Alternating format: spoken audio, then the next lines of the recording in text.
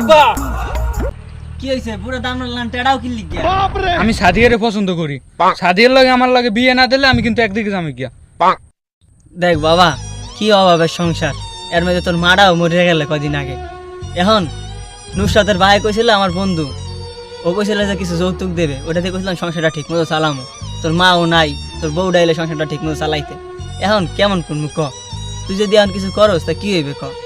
আব্বা ওই সাদিয়ার মায়া ছিল ওই গেটে দাঁড়াই রয়েছে আমি আরে পাঠাই দেই বাইরের আগে বাঁধালাও বেড়া কইছি না তুই থাক আমি যাইতে আসি সাদিয়ার মেয়ে আইছে না দেখতে আসি বিষয়টা 2,000 years later. আব্বা হালার ফেলায় কোন কালে যেন গেছে সাদিয়ার মাল্লায় কথা কইতে এখনো আইলে না